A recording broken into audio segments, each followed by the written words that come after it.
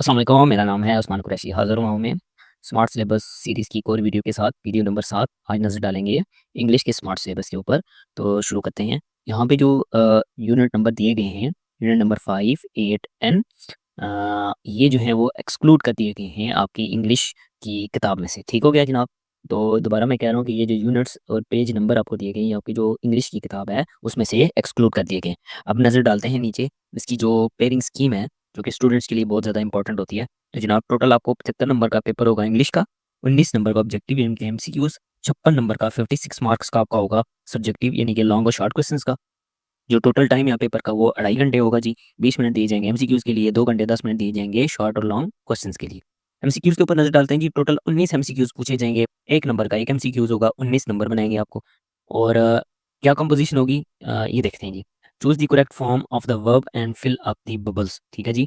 5 number के आपके होंगे जी करेक्ट फॉर्म ऑफ वर्ब के, यानी कि 5 एमसीक्यूज़ इस चीज़ के होंगे।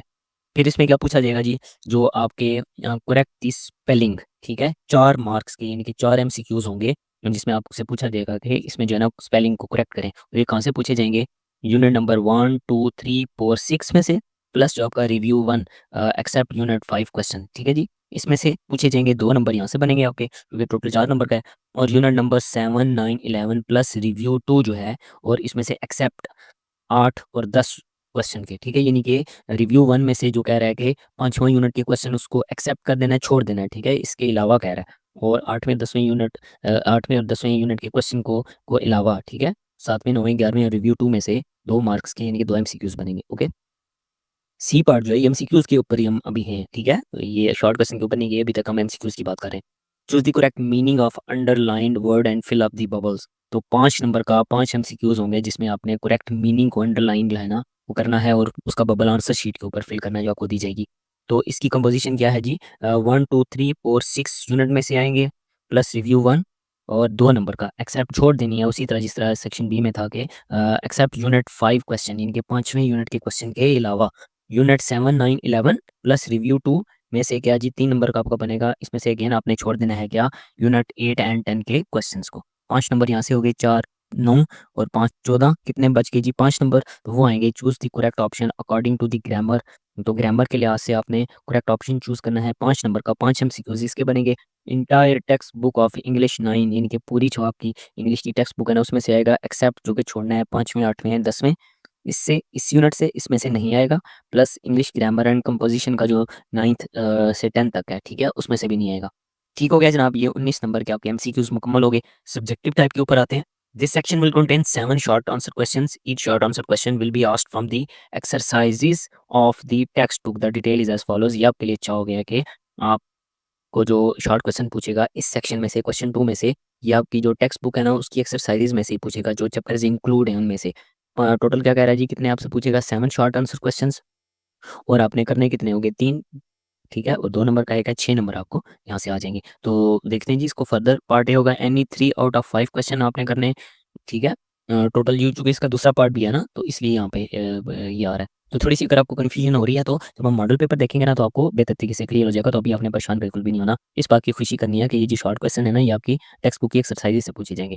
अच्छा, 3 आपको करने होंगे 5 में से, और ये आएँगे, ये जो 3 शॉर्ट क्वेश्चन है, कौन-सी यूनिट में से आएँगे? पहले, दूसरे, तीसरे, चौथे, छठे में से, प्लस रिव्यू 1, और आपने छोड़ना क्या है? यूनिट 5 के क्वेश्चन्स को, ठीक है जी? 3 क्वेश्चन आपको यहाँ से बनेंगे। इनकी बात हो रही है, 3 दूनी 6, टोटल जो है वो 7 टोटल सवाल होंगे।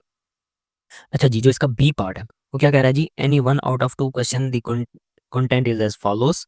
Unit 11 the dear departed play plus review 2 plays portion only, ठीक है जी? और 4 एकम 4 4 नंबर आपके यहाँ से बनेंगे। एक सवाल चूके होगा, और रेड कलर में क्या लिखा हुआ है जी? Unit 7, 9 plus review 2 except unit 8 and 10 question as well as except plays portion is equal to 2 question revise, यानी कि जो पिछला जो स्मार्ट सिलेबस आया था उसमें ये चीज़ शामिल नहीं थी, तो अब जो है ना उन्होंने इस चीज़ को रिवाइज़ कर दिया, ठीक है? उम्मीद है आपको समझ आ गई होगी, परेशान आपने बिल्कुल भी नहीं होना। ये जो सब्जेक्टिव पार्ट है, इसका जो क्वेश्चन नंबर 2 है, उसमें से क्या होगा जी, टोटल आपकी जो है ना वो 7 क्वेश्चन्स होंगे। अटेम्प्ट कितने करने हैं आपने?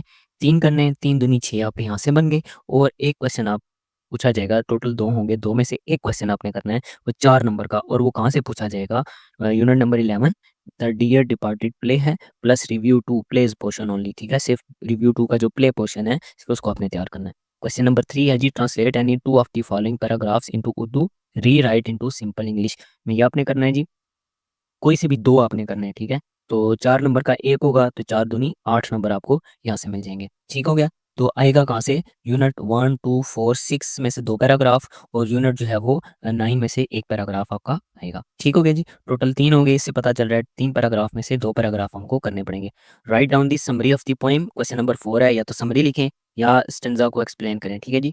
Summary from one poem and stanza from the other one, ऐसा नहीं होगा कि एक ही पोएम का वो समरी और स्टैन्ज़ा पूछ लिया, अगर एक पोएम का उसने समरी पूछी है, तो दूसरे का फिर वो स्टैन्ज़ा पूछेगा। तो 5 नंबर आपको यहाँ से मिलेंगे। अच्छा जी, use any 5 out of 8 words और phrases, idioms in your sentences में आपने इस्तेमाल करने। अच्छा जी, अब टोटल 8 होंगे, 8 में से 5 आपको करने होंगे यूज़, और 5 एकम 5 नंबर आपके यहाँ से बनेंगे। अब आएँगे कहाँ से? यूनिट नंबर 1, 2, 3, 4, 6 प्लस रिव्यू 1, ये उसी तरह जो पहले हमने देख देख चुके हैं कि एक्सेप्ट यूनिट 5 के क्वेश्चन को छोड़ के, ठीक है? 3 वर्ड्स, फ्रेजेज़ या इडियम्स यहाँ से बनेंगे इनमें से, और हाँ जी, तो unit number 7, 9, 11 plus review 2 except किसको छोड़ना है जी? यूनिट नंबर 8 और 10 के सवालों को छोड़ना है, ठीक है जी? तो यहाँ से आपके कितने बनेंगे 5 वर्ड्स, फ्रेजेज़ या इडियम्स बनेंगे। 5 और 3 8, 8 में से आपने कितने करने हैं? 5, और 5 नंबर आपको यहाँ से मिलेंगे, 1 नंबर का 1 होगा। Write a letter, question number 6 में राइट ए लेटर और ए स्टोरी और ए डायलॉग। तो आपको या तो लेटर लिखना है या स्टोरी लिखनी है या डायलॉग लिखना है, जिसको मुकालमा कहते हैं उर्दू में, from English grammar and composition जो 9th 10th की है, उसमें से जो 9th का पोर्शन है उसी में से आपने जो ये याद करना है, ठीक है? इतने ज़्यादा नहीं है, थोड़े से ही हैं, वो आप वहाँ से याद कर लें, तो 8 नंबर आपको मिलेंगे। Question number 7, read the passage and answer the question at the end from English grammar and composition 9th 10th की जो बुक है। तो 2 होंगे जी, 2 नंबर का, यानी कि जो सवाल की बात हो रही है, ठीक है? 5 सवाल होंगे, 2 नंबर का 1 सवाल होगा, तो 10 नंबर आपको यहाँ से मिलेंगे। ये हम देखेंगे जो मॉडल पेपर में कि क्या उसमें ये हमें चॉइस देता है या नहीं देता, तो आपने परेशान भी बिल्कुल भी नहीं होना। क्वेश्चन नंबर 8 है जी, translate any 5 sentences into English from English grammar and composition की जो बुक है वहाँ से आएँगे जी सेंटेंसेस, और या तो सेंटेंसेस को या कहता है जी exclusively for the candidate home medium of examination is English to write the paragraph of 10 sentences on given topic. जो टॉपिक दिया जाएगा उसमें, अगर मतलब जैनम मीडियम ऑफ इंग्लिश आपका टोटली इंग्लिश ही है, तो अगर आप ये नहीं लिखना चाहते, ट्रांसलेट नहीं करना चाहते इनटू इंग्लिश को, तो आप जो है ना फिर इंग्लिश में ये आप 10 सेंटेंसेस का एक पैराग्राफ लिख दो, ठीक है? तो ज़्यादातर जो है स्टूडेंट्स ये फर्स्ट पार्ट को ये अटेम्प्ट करते हैं। अगर आप सेकंड करना चाहते हैं तो उसमें कोई मसला नहीं है, बुरी बात नहीं है। 5 नंबर आपको यहाँ से मिल जाएंगे।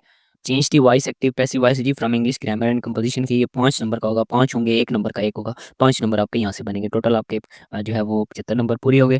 चलिए जी, हम मॉडल पेपर पे नज़र डालते हैं जिस तरह बताया गया था। क्वेश्चन नंबर 1 होगा, choose the correct form of the verb and fill up the bubble sheet. 5 जो एमसीक्यूज़ हैं इस नेचर के होंगे। बी पार्ट है, choose the word with correct spelling and fill up the bubble sheet. Bubble sheet कह रहा है जो आंसर शीट आपको दी जाएगी इसको फिल करना है। तो 1, 2, 3, 4, 4 एमसीक्यूज़ जो है वो इस नेचर के होंगे। कहता है choose the correct meaning of the underline word and fill up the bubble sheet. 1, 2, 3, 4, 5 जो क्वेश्चन है वो आपके इस नेचर के होंगे। Choose the correct option according to grammar and fill up the bubble sheet. और 1, 2, 3, 4, 5 जो आपके एमसीक्यूज़ हैं वो इस नेचर के होंगे। ठीक हो गया जी, ये कंपोज़िशन आपको समझ आ गई। अब नज़र डालते हैं जो एसे टाइप है, यानी कि जो सब्जेक्टिव पार्ट है इसका। सेक्शन 1 कहते हैं answer any 3 of the following question. Total कितने? 1, 2, 3, 4, 5। 5 में से 3 के आपको जवाब देने हैं, तो 6 नंबर आपको यहाँ से मिलेंगे। ये वही है जो एक्सरसाइज़ के क्वेश्चन की बात हुई थी। क्वेश्चन नंबर 2 का बी पार्ट है, answer any one of the following question. अब 2 क्वेश्चन हैं, ये थोड़े से लेंथी टाइप हैं। समझ लो कि एक क्वेश्चन के अंदर 2-2 क्वेश्चन पूछे गए हैं, तो ये लेंथी क्वेश्चन है, तो समझ लें 2 नंबर का एक था ना छोटा, तो ये डबल हो गए, तो 4 नंबर का उन्होंने एक बना दी। तो इन 2 में से ना आपने कोई सा भी एक अटेम्प्ट करना है, तो आपको ना 4 नंबर आ जाएँगे यहाँ पे। दूसरा section, translate any 2 of the following paragraphs into Urdu और rewrite any 2 paragraphs into simple English. ठीक है, ये ऑप्शन है। ये नहीं करना कि आपने इसको फॉलोइंग पैराग्राफ्स को उर्दू में भी कर रहे हैं और सिंपल इंग्लिश में भी करना है, या आपने इनको उर्दू में ट्रांसलेट करना है या इन्हीं पैराग्राफ को दोबारा रीराइट करके सिंपल इंग्लिश में लिखना है। टोटल पैराग्राफ 3 दिए गए, 3 में से कोई से 2 आप अटेम्प्ट करेंगे, ठीक है, ए, बी, सी में से, और 4 दूनी 8 नंबर आपको मिलेंगे 2 के, ठीक है, 4 नंबर का एक पैराग्राफ है। Question number 4, write down the summary of the poem If by rude Rudyard Kipling. ठीक है, मैं माफ़ी चाहता हूँ अगर मैंने इसको गलत प्रोनाउंस किया, तो दोबारा पढ़ लेते हैं। Right down the summary of the poem If bye Rudyard Kipling. ठीक है, या तो आपने ये समरी लिखनी है और आप जो है ना जी पैराफ्रेज करो इसको, किनको, इन लाइंस को इन सिंपल इंग्लिश में, ठीक है, from with the reference of the context आपने करना है। तो या पहला पार्ट करो या दूसरा पार्ट करो, कौन सा भी करेंगे, 5 नंबर आपको यहाँ से मिलेंगे। Use any 5 of the following word phrases और idioms in your sentences. 2, 4, 6, 8 total दिए गए हैं, तो 5 आपने करने, 5 नंबर आपको यहाँ से मिलेंगे। क्वेश्चन 6 है जी, या तो राइट ए लेटर लिखो या स्टोरी लिखो या डायलॉग लिखो, कौन-सा भी आप लिखते हैं 8 नंबर आपको यहाँ से मिलेंगे। क्वेश्चन नंबर 7 है, कहता है read the following passage carefully and answer the question given at the end. 1, 2, 3, 4, 5 question है, तो 5 दूनी 10 नंबर आपको यहाँ से मिलेंगे, ठीक है जी। इसमें कुछ छोड़ने वाली चॉइस वाली बात नहीं है, ठीक है जी। ये लाज़मी पूरा करना है, ये नहीं है कि 5 में से 3 करो, 4 करो, 3 करोगे तो 6 नंबर मिलेंगे फिर। Translate any 5 of the following sentences into English. Total 8 sentences हैं, 5 को कन्वर्ट करना है तो 5 नंबर आपको यहाँ से मिलेंगे।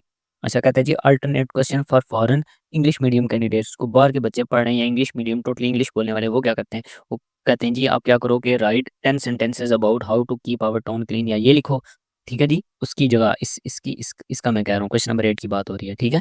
जो उर्दू मीडियम के बच्चे हैं, जो पाकिस्तानी बच्चे हैं, तो वो आप इनको करो ट्रांसलेट करो अंग्रेजी में। जो फॉरेन बच्चे हैं या टोटली इंग्लिश बोलने वाले बच्चे हैं, वो फिर जो है ना 10 सेंटेंसेस लिखो इस गिवन टॉपिक के ऊपर। लास्ट क्वेश्चन है change the voice of the following active passive voice है जी, ये आपको 5 नंबर यहाँ से बना के देगा। यदि आपको ये वीडियो और इससे पिछली जो 6-7 वीडियोज़ हैं पसंद आई होंगी, मुझे कमेंट सेक्शन में ज़रूर बताइएगा। इंशाल्लाह आने वाली वीडियोज़ इससे मज़ीद इंटरेस्टिंग होगी, जिसमें हम टू द पॉइंट डिटेल तैयारी कराएँगे, ख़ासकर मैथ्स, जनरल साइंस और कंप्यूटर साइंस के बच्चों को। इस चैनल के साथ जुड़े रहिए, इंशाल्लाह उम्मीद करता हूँ आपकी अच्छी तैयारी होगी। मुझे अपनी दुआओं में याद रखिएगा। अल्लाह हाफ़िज़।